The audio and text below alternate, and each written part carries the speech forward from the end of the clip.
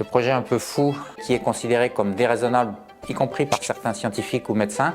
Comment passe-t-on de 0 à 100 km?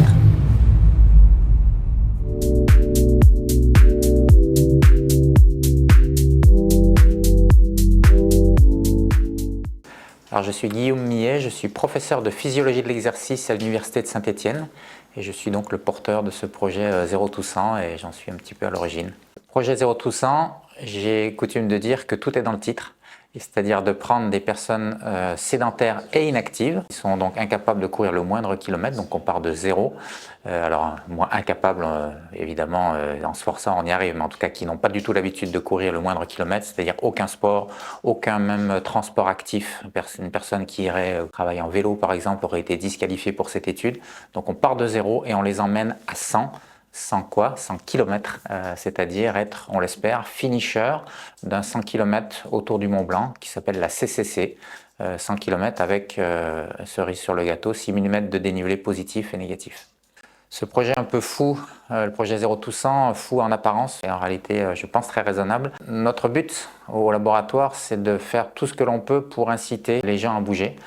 Et parmi les nombreux projets, on a eu l'idée de se dire si on arrivait à montrer à quel point des gens qui sont sédentaires sont capables de faire des choses qui peuvent paraître extraordinaires et de montrer la transformation qui accompagne cet entraînement lorsque en 18 mois on passe de 0 à 100 km, alors on espère que ça va pouvoir donner envie à un grand nombre de personnes de dire ah ouais mais eux s'ils sont capables de faire 100 km, pourquoi moi je ne ferais pas au moins 20-30 km et on espère dans des beaux paysages et que ça donne vraiment envie aux gens.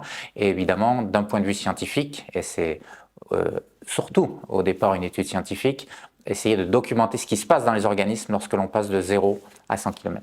Même si l'on sait depuis maintenant 70 ans que l'activité physique est en réalité plus que bonne pour la santé, est absolument indispensable pour être en bonne santé, des projets comme celui-là, c'est-à-dire qui prennent des gens sédentaires et qui ne se contentent pas, entre guillemets, de leur faire les recommandations de l'Organisation mondiale de la santé, mais qui les emmènent à un niveau d'entraînement qui est bien supérieur à ce que la plupart des gens font et qui est considéré comme déraisonnable, y compris par certains scientifiques ou médecins, eh bien, on veut essayer de montrer, et ceci sur 18 mois, on veut essayer de montrer les bienfaits spectaculaires, on l'espère, que cela va avoir sur la santé des gens, que ce soit la santé physique essentiellement, mais également la santé mentale. Quand on parle de sédentarité, c'est soit le terme générique, soit le temps que l'on passe assis chaque jour, mais ça peut être aussi différent de l'inactivité, c'est-à-dire le fait de ne pas être assez en mouvement.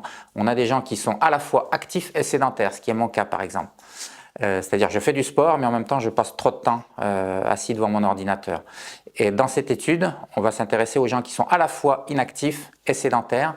Pourquoi? Parce que les deux ont des impacts négatifs sur le corps, que ce soit bien évidemment le système cardiovasculaire, les risques de diabète, etc., mais également les risques de santé mentale. C'est vraiment tous les organes du corps qui sont touchés par l'inactivité et la sédentarité. Lorsque l'on s'intéresse aux bienfaits de l'activité physique, qui sont maintenant très bien documentés, il serait plus facile de lister les maladies qui ne sont pas, dont la prévalence n'est pas diminuée par l'activité physique que l'inverse.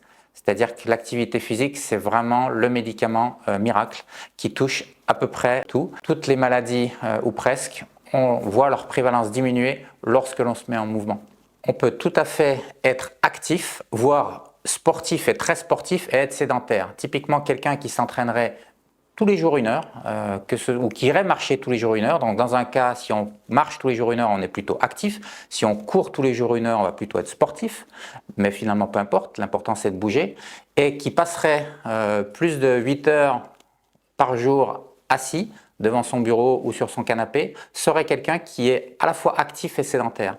Et la littérature montre qu'en réalité, sauf si on est vraiment très sportif, c'est-à-dire si on fait 1h30, 2 heures de sport tous les jours, alors il faut aussi chercher à être le moins sédentaire possible. Donc il faut jouer sur les deux tableaux, la sédentarité et la lutte contre l'inactivité.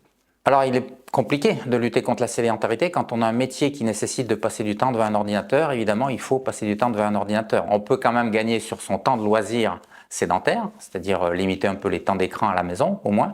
Et puis il y a aussi des solutions au-delà de la durée totale de sédentarité. Ce qui est important, c'est de ne pas avoir des temps trop prolongés de sédentarité. Donc il faut essayer de couper à minima toutes les heures son temps de sédentarité, typiquement assis sur sa chaise devant son écran, par des courtes périodes, on va bouger. Ça peut être 3 minutes, ne serait-ce que 3 minutes toutes les heures, on va se lever, faire quelques mouvements, aller imprimer sa feuille à l'autre bout du couloir plutôt que d'avoir une imprimante dans son bureau, descendre 2 étages pour aller aux toilettes plutôt que d'aller aux toilettes à son étage. Tout ça, ce sont des petits tips qui permettent réellement et qui paraissent dérisoires, et en réalité pas tant que ça. Donc il faut vraiment chercher à couper son temps de sédentarité et puis diminuer quand on le peut.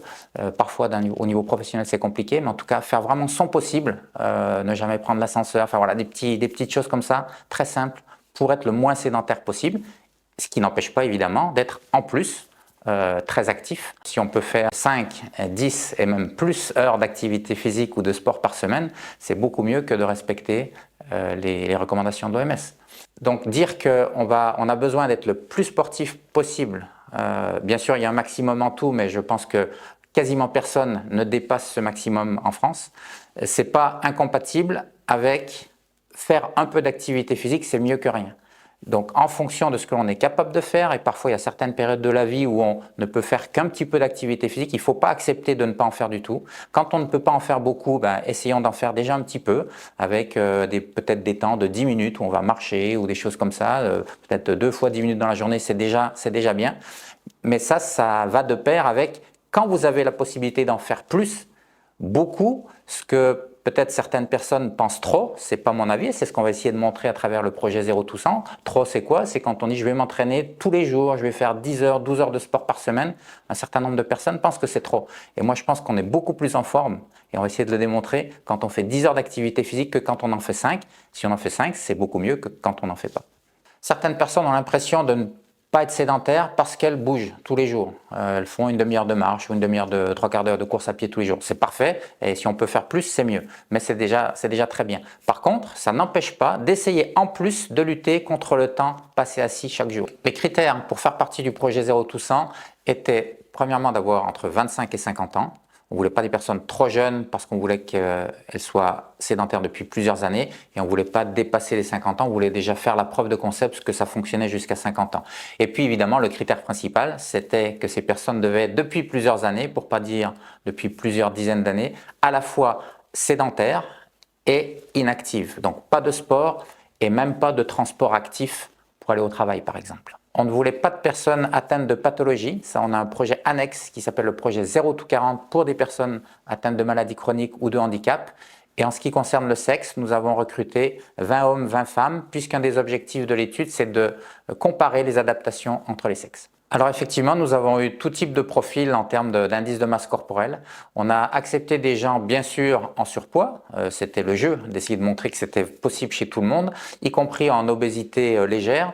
On n'a pas non plus pris, on aurait pu prendre que des gens en surpoids, mais on voulait que ce soit quand même représentatif de la population. Il y a des gens qui sont sédentaires et qui ne sont absolument pas en surpoids. Comment fait-on pour passer de 0 à 100 km? D'abord, je pense qu'il est important de dire comment on espère faire passer. On n'est pas sûr. Bien sûr que c'est un pari. Si on était certain d'y arriver, on ne ferait pas l'étude. Mais quand même, pour se donner toutes les chances d'y arriver, on a un suivi qui va être personnalisé, qui va être scientifique, médical. Évidemment, la première des choses, c'est qu'ils soient en bonne santé, qu'ils restent en bonne santé. Ça, c'est notre préoccupation première. Et un coureur qui n'arriverait pas à suivre l'entraînement que l'on lui propose et serait disqualifié. On ne veut pas les envoyer au casse-pipe, comme on dit trivialement. Et on va y aller très progressivement. Assez vite, on leur demande de s'entraîner souvent, mais sur un format très court. Les premières séances étaient 10 à 20 minutes d'entraînement, de marche même, avant même de courir, du renforcement musculaire, du vélo.